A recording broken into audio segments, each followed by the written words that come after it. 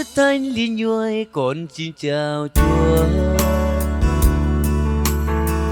Bữa sáng tôi vui trong đang quên ngày. Chúa Thánh Linh ơi con xin chào Chúa. Anh dâng cho con cho ngày hôm nay. Linh Chúa sống xin Ngài hãy đến, xin ban cho con ba cơn cây mới. Linh quen nắng xin Ngài hãy đến, xin ban cho con với lòng quyền Cha. Ô giang bờ ngò lên cơ cụ ý, bờ ghê dục lượng làm mơ xì. Ô giang bờ ngò lên cơ cụ ý, à bi nhị chồng nghi làm na rau.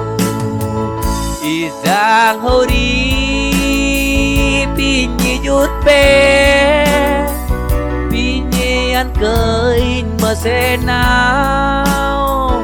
Y giang mơ xe bi nhị giọt bé, bi nhị ăn cơi mơ xe.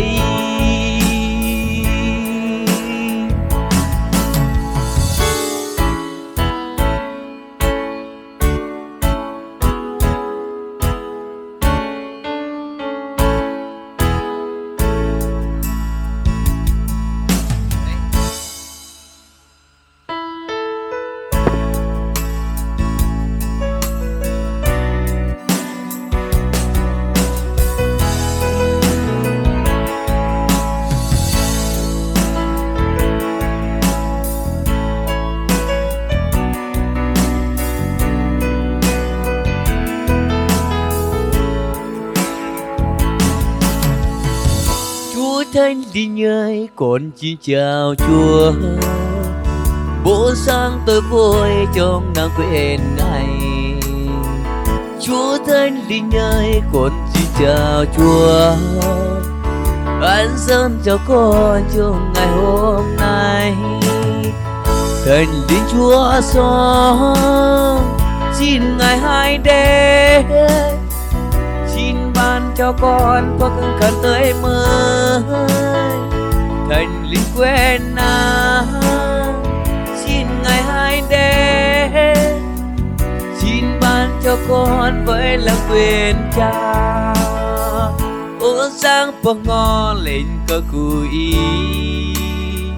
bờ ghê dục lớn làm mơ xì. Ô giang bờ ngò lên cơ cụ ý, ai bi nhiều nghi làm na rau. Y giang hô đi bi nhi chút bé, bi nhi ăn cơ in bùn yếm nào. Y giang mơ xe bi nhi chút bé, bi nhi ăn cơ in mơ xe.